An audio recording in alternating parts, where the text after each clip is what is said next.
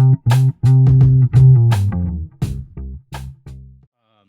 found it. Anyway, but I came across it and I thought, oh, this is great. This is very, very good. I think it's a great book. As we're recording this, it's Friday before Mother's Day, right? So It the is. timing of this is coincidentally quite good. Yeah, it's a real coincidence, I'm sure. Right. Yeah, you timed it. No, it was obviously you decided this was going to be released, right? It's now out. It's available now. Came out on Tuesday, May 4th. May Perfect. be with you, moms. Right, exactly. What a great idea for a book, and very original. Thank you. Yeah, and yeah, I think I like the structure of it. You essentially, let's say, you and your mom shared a common love for a particular genre, movies from the 80s, right? And with usually a strong, let's say, female message. I'm not going to say feminist necessarily. Maybe that's sort of an accidental or incidental part of the film because of the time it came out or some of the underlying themes, but they just show women, strong women often. And you and your mom bonded over those movies, right? Mm-hmm. And yeah.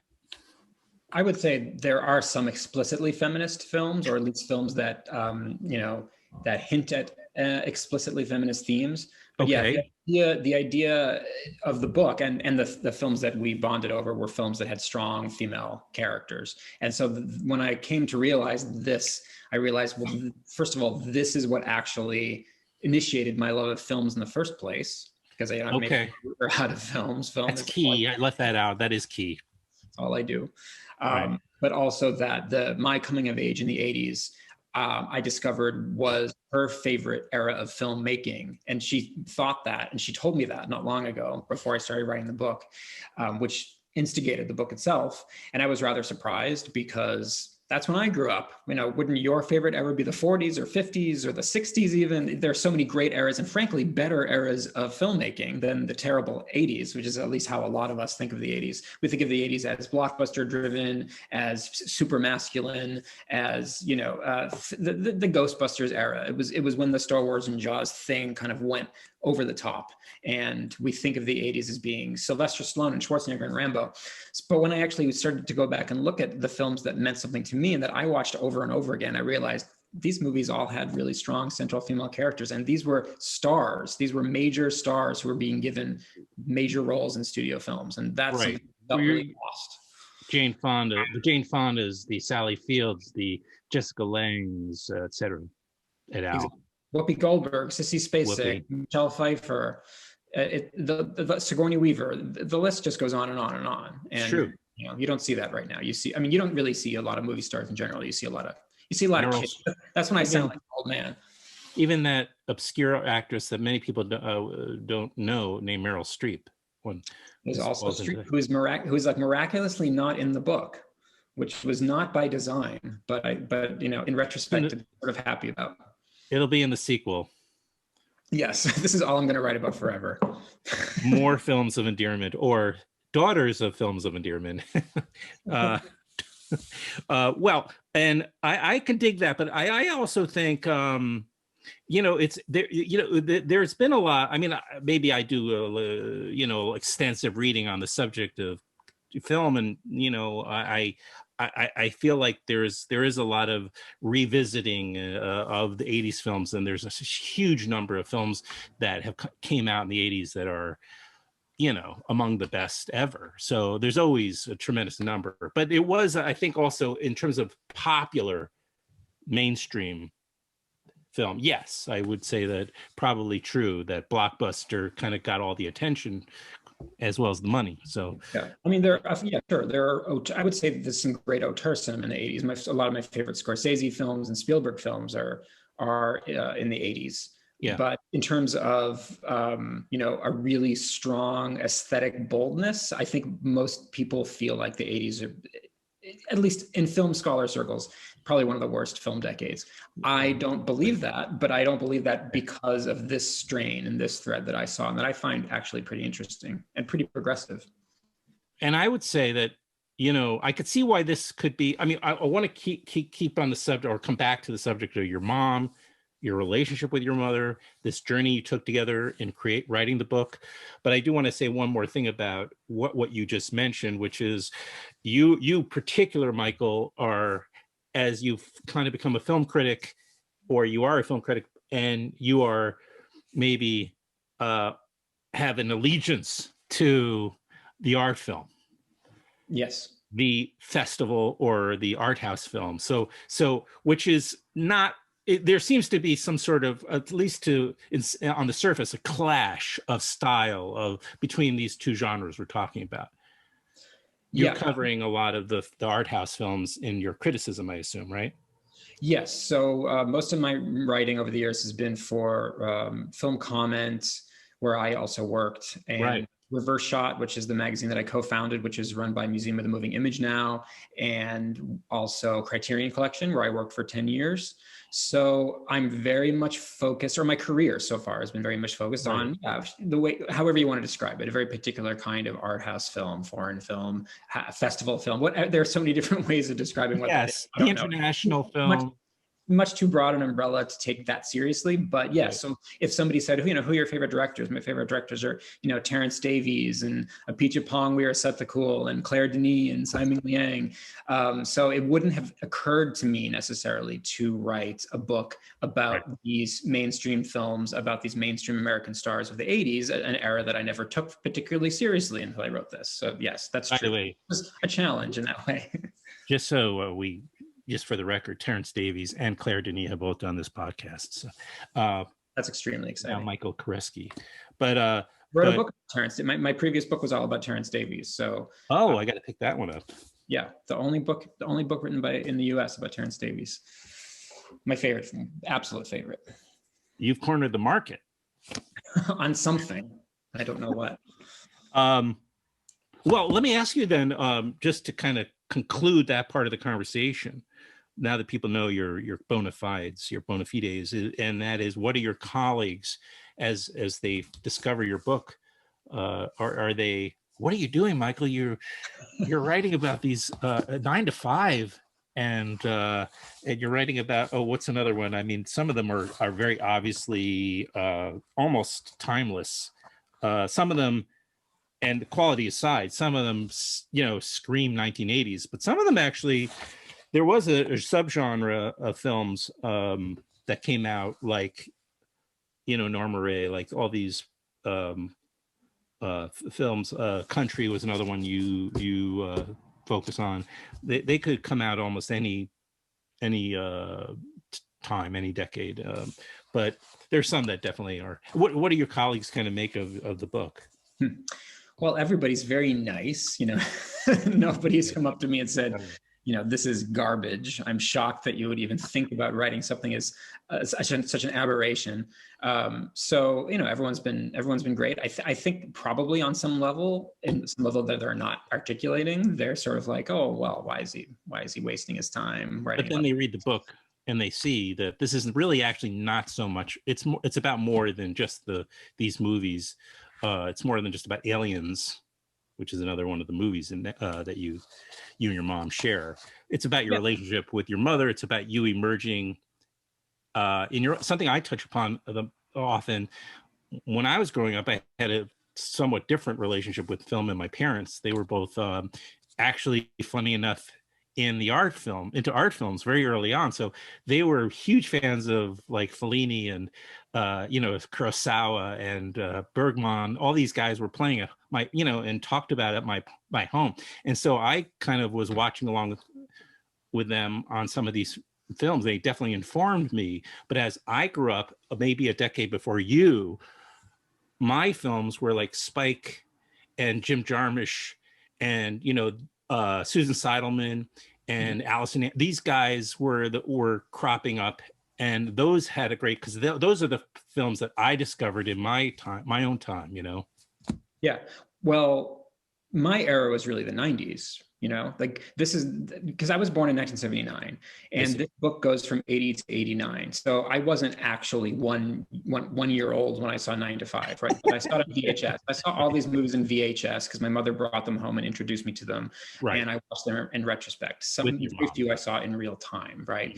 So it was going back and revisiting the decade and seeing the pattern of a decade and understanding my mother better through these films. My era is really the 90s. Like if I wrote a book that was more about me and less about my mother, I would focus on the 90s. That was when I came of age in every real way, right? That's when I was in high school. That's also when I went to college. That's when the American independent cinema boom was happening. It's when I wrote my first movie review. It's when it's when I studied film in college. It's everything to me, the 90s. So it was actually fun to redirect the spotlight to the 80s. And in doing so, I mean, I'm interested in these films, and in writing the book, I've had a greater appreciation for them. But the idea of the book is more like, how is taste actually made? Where does taste actually come from? And how much my mother actually gave me that I haven't really acknowledged before. And if I can find out more about her and her life through these films and have conversations with her that are instigated by these films, and maybe I can have a better understanding of what all those indefinable things are. So it's an idea about movies rather than just about these movies themselves. It's an idea about what movies can give us and what we can share through movies. Sure, right. It's they're a vehicle for you and your mother to explore your relationships with your mother. Exactly, a vehicle, a conduit. Yes, right. a conversation starters. Like I wouldn't be able to sit down with my mom and ask her some of the things that she divulges in this book without movies. The movies have to start the conversation. I wouldn't. It's not part of my nature. It embarrasses me. So this is a way of getting around the humiliation and embarrassment of having an actual emotional conversation. So you decided. So tell me how the birth of the book came. Then did you thought? Because it's all based on the structure of the book, right? Which is each chapter is a different movie that you and your mom revisited that were from those 80s films that you watched together back growing up as a kid. Exactly. And so was the idea, when did you go to your mom about this? Right at the beginning when you got the seed in your head? How did that work? No, it made me a little nervous, actually, because again, it's such a forthrightly emotional and potentially overly sentimental thing to do, and it just kind of sometimes I recoil from that. So why is that? Just because of the way you were brought up? You're Jewish. I mean, this should be second. Yeah, but that's also part of Yes, it is. That's part of why I recoil from it, because my mother is outwardly emotional, and I think a lot of people who grew up with that tend to recoil from it. Like, look, I've read Portnoy's Complaint. I mean, I know that, and it's I mean, that's an extreme example, but I mean, I think Jewish kids have that. We have our own like emotional inner lives, but we don't want those inner lives to necessarily parallel with our parents' emotional inner lives. So we maintain that distance. Mm-hmm. And I think I've always scrupulously maintained that distance. And I think part of that also comes from being gay and hiding yourself for so long, right? It's just like, it's perfect. I'll just stay over here in the shadows. Then no one has to ask me questions. And I think that tips over into adulthood when you have that as a young person. It becomes part of your defining identity. So isn't it just so much easier not to ask questions and not to show emotion and not to show your true self? So as long as that works, until it doesn't work. Right. It works until you can't take it. Yeah. You're screaming from the inside. I came out when I was 24, which at the time felt really old to me. I was like, I can't believe this is happening now. Not that I would have been ready at any time before that, but looking back now, it feels, that was so young. It was my 20s. It's when I discovered who I am. And people come out in their 30s, people come out in their 40s. But at the time, I felt, oh my God, what's wrong with me? There's something wrong with me. I must hate myself. I realized now that no matter when you come out, it's a brave thing to do. Exactly. But I don't know if that answers your question. Sure.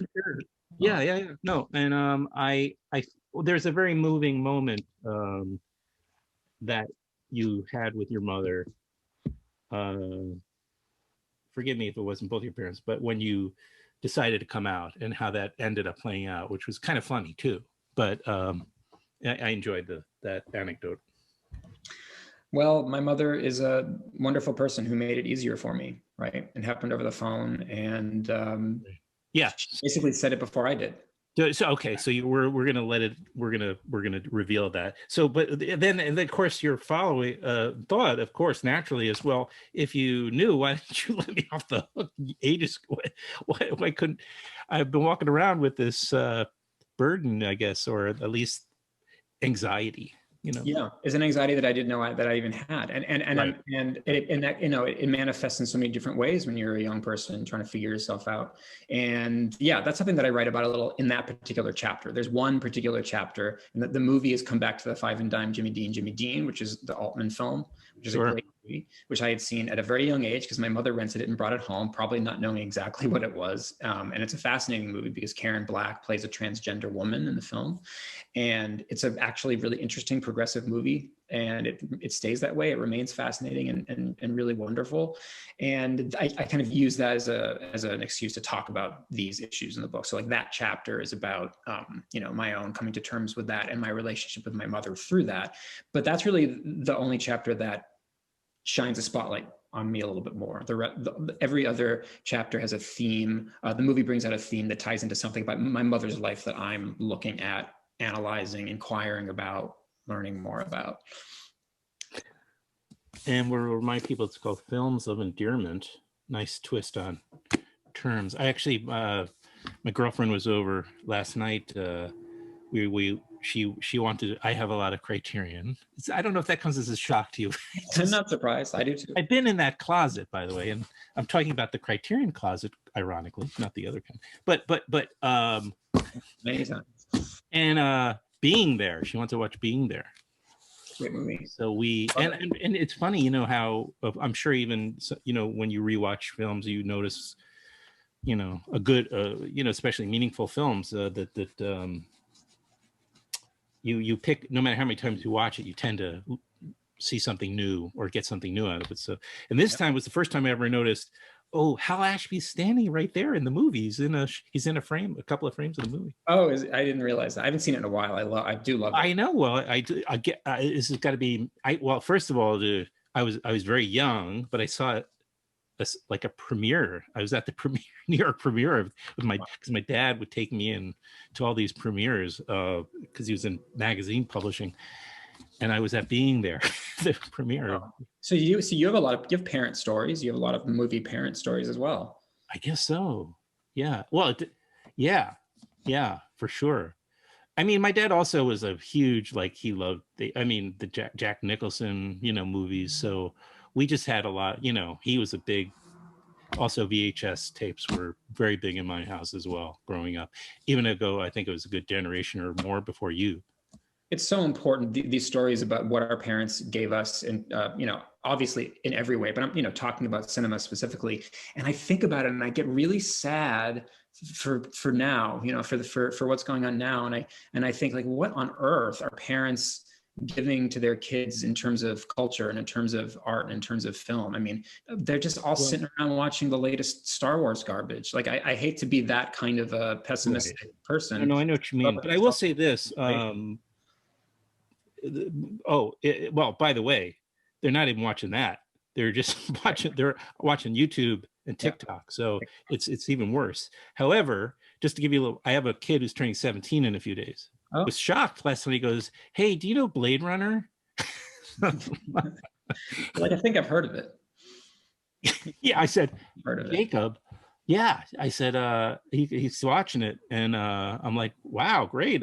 You know, it's such a great, it's because he's just heard so much about it. He finally decided he's going to check it out. So he's, you know, he goes, yeah, I think I'm going to watch some more movies than I, you know, and more try to watch more movies. So, but we've had movie nights also, and you know, where I introduce him to stuff. Yeah, I mean, I feel like this may move on to another generation, and maybe my son will write his version of your book. Any parent's dream, right there. That's all you could ever want. Exactly. How does it feel, and how does your mom feel about the book? I'm going to guess she was extremely pleased and proud of you, and you know, getting all copies for all of the family and friends. Yeah, I mean, yeah, she's delighted, she's moved, she's happy, she's impressed, all that stuff. But then again, that I recoil from that kind of stuff. So I'm Right. actually going to see her this weekend for Mother's Day, and it's the first time that I'll be seeing her since last fall. Yeah, and if you read the book, you can see that's the last time I saw her. So Right. we've been staying away because of COVID. So we're all vaxxed, and I'm going to see her, and it's going to be lovely, I hope. I reached out. I'm sure it will be. And I reached out to you what I was about 2/3 to 3/4 through the book, I think, because it was shortly after I invited, I was inviting your mom to join us. And I know how technophobic, that's a word I made up, and so we decided not to pursue that. But then I got to like the next page and describing trying to get her on Zoom, and how unsuccessful that was. So I'm like, if I had just read a few more pages, I probably wouldn't have asked you about that. So I mean, ideally, it would be really great to set up an interview the old-fashioned way that would involve her. But she's very against doing anything on the computer. It upsets her. She gets very frustrated easily, and then gets angry at the computer, and then she'll call me 10 times and ask how to fix it, and I'll get frustrated. It's really the one thing that drives a wedge between us, actually. Technology. Well, wouldn't it have been great though if she Zoom bombed us, though? That would have been. Yes, maybe my brother could help her do that. I don't know. Yeah. It's Films of Endearment. It's released by Hanover Square Press, which is in the UK. Is that or Canada? Canada. It's a Toronto company, isn't it? No, it's New York. It's HarperCollins. Oh, I'm sorry. Let's rephrase. I saw something is about Toronto, and it always catches because they bought so HarperCollins. You know how like every company bought every other company. HarperCollins bought Harlequin, and Harlequin's based out of Toronto, but Hanover Square, which is also part of Harlequin, though it's in the HarperCollins building, is still in New York. It's all run in New York. It's confusing. It's a lot of imprint within an imprint within an the publishing world. And I recommend it. There's still time to go out and get a copy of this in time for Mother's Day or early for next year. It works any time of the year. Oh, very true. Very true. And it's just also for any movie fans. We'll just mention a few more of the movies that you guys watched together, and which were catalysts for your conversations and getting closer. Terms of Endearment, of course. And I brought up being there, not just because of Hal Ashby, but because Shirley MacLaine, she's so amazing in that movie. The Color Purple. Yeah, I mean, The Color Purple was a tricky one to write about. It's probably the one that I've seen the most out of any of the movies in the book. I watched it a lot growing up. It was like I have it nearly memorized. It's one of my favorite Spielberg films. And can you sing Silly's Blues for me? I can, but I'm not going to. Good answer. Sister, you've been on my mind. That's all I'll say. All right, good. No, I think it's an extraordinary movie. We're going to be showing it on 35 millimeter at the Paris. David Schwartz. Yeah, he was just on. Got in touch with me, wants to show it, and that's very exciting because it doesn't show on the big. Well, nothing shows on the big screen very much, but that's a particularly exciting one because I think people are coming around again on that one. It was even though it was really acclaimed and was actually a huge hit when it came out. For some reason, it's fallen in estimation in the Spielberg canon, but I think it's one of his best movies. And I agree. Truly, beautiful film. So it was actually and it's the first time he really stretched. Well, I mean. One could argue. Yes, it's kind of the received narrative about that, but it also is true, right? It depends on what you consider stretching. It's a certain kind of stretching. Commercially, yeah. But Spielberg is extremely important to me. I'm of that generation, right? I mean, if there is a book about the 80s that I would be interested in writing that's specifically about a director, it would probably be Spielberg. There's been a million books written about him, so the idea would be to try to find a new angle. But I mean, his movies had that sort of holy feel to them, right? Like he was doing something with cinema that was so directly tied into how a human being feels and sees the world that I couldn't get enough. I would watch them over and over and over again, almost like they're part of me. And that lasted all the way through to college, probably, and some after as well. So it was fun to look at that particular film because it is, as many people have said, it's his one of his only films with a female protagonist, and Right. and a very, very, very strong one, and a very strong cast of women. And yes, people always said, is he the right person to make this? And those debates are totally valid, but the movie itself proves that he made something very special out of it, whether or not it's the exact movie one would have made from Alice Walker's book. He made something very special, and I loved going back and looking at it again. Okay, well, I mean, we can go on, but I think that's a great place to end it. So I think, unless I miss something, it's just. Well, I didn't. The term you brought up, terms of endearment. That's the most difficult chapter, because it's the one where, well, first of all, my mom wouldn't have wanted to revisit that movie because she found it too painful when it came out, and it brought up all sorts of questions around my father's death, and we didn't really talk too much about that in our house. So that was, in a way, it's sort of the emotional crux of the book, and it comes about partway through. So it's. It reaches its crescendo probably at that point. But that was a tough one. And that's interesting because, it's a very mainstream film. It's a Best Picture winner. It's one of the only Best Picture winners that's about women. It's about a mother and a daughter relationship. But it's a lot of really, really tough emotion.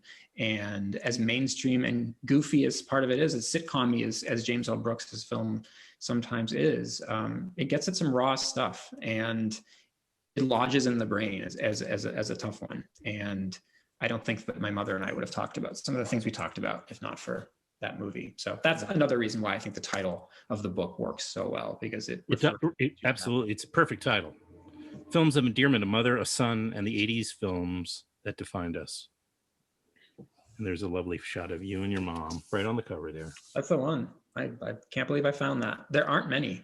You would think that this is just one of many photos. There are like 3 photos ever taken of us from that era. We went searching through old photo albums. And how do people say, how people kind of connect with you? I guess maybe that you're a good person to ask about that. You probably have a way of doing that. Are you on Twitter or? Yes, but I am reverse shot on Twitter. That is my handle. So it's run out of which is our publications, run out of Museum of the Moving Image, and it's me, but it's also the publication. So it's good. People know that. And when is Color Purple at the Paris, by the way? It's going to be end of May, and I will look up the date and send it to you. And we're also doing. I have the access to the internet too, but I can do it. But David was just on, the other day. I listened. Oh, you did? Okay, because of his Cronenberg interviews, and so I love the connective thread part of doing. We're doing some other events. We could also link to Museum of the Moving Image, where I also currently work. We are doing a double feature of 9 to 5 with Eric, one of my best friends. We're doing a double feature of 9 to 5 and the Fabulous Baker Boys. And right, yet another book. And that's going to be May 22nd. And so anyone who's excited about going back to the movies, that's a good excuse to go. It's actually a really beautiful movie, Fabulous Baker Boys, shot by Michael Ballhaus.